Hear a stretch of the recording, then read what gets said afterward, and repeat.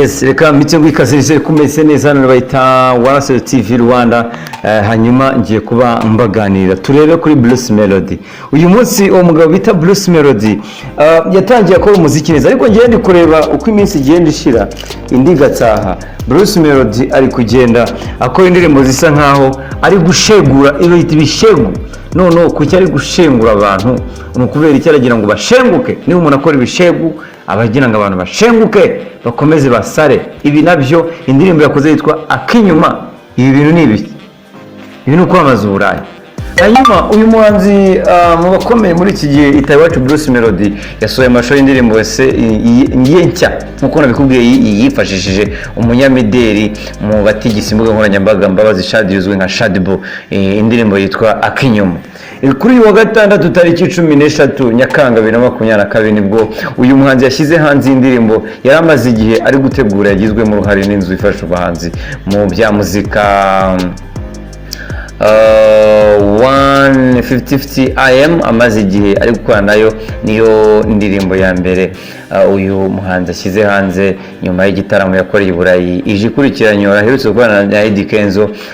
Uyu muhanzi kandi atangira ashwana Shadiba mwinginga gukora igikorwa cy'abakuru akaremba agira ati ejo numpa ndakurya akinyoma ubu ndananiwe. Ibyo ukunda biragaragara ariko imyaka iranjyanye, uhora ushaka nkujya inyuma nko muri filimi sinishoboreye ntabwo mbyuka ni ugushitura. Aririmba avuga ko aba yiyumvamo ubushagarira ariko nta kabaraga yifite. Iyi ndirimbo itangira bavuga ko igaragaramo igikorwa kigenewe abantu bakuru, intonganya no gushwana amagambo atameshe n'ubusa.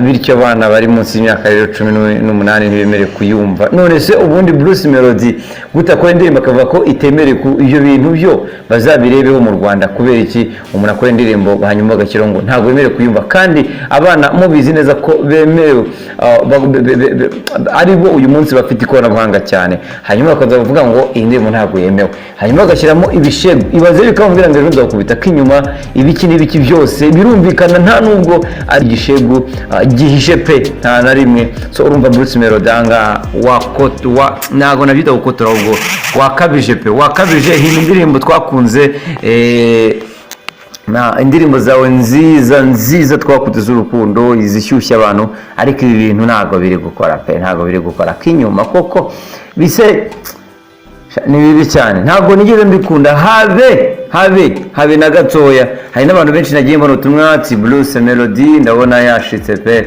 ati ibintu ntabwo ari byo. Undi ati hello, ati Bruce Melody ko mbona noneho bitoroshye, ibi ni biki? Undi nawe ni benshi cyane kabisa. Reka tuze kurebe se bimeze bite uyu Bruce Melody. Indirimbo iraza kubimukorera nubwo irimo amagambo ateye ubwoba. Ibyo byose rero nibyo nakomeza avugane, komeza ukurikira ibiganiro bitandukanye, ariko bityo gukora subscribe. Ibigera neza turabivuga, ibitagenda neza tukabivuga, ariko mbivuga nkanjye. Ubwo rero nawe bivuge nkawe. Imana ikurinde, Imana igumane nawe.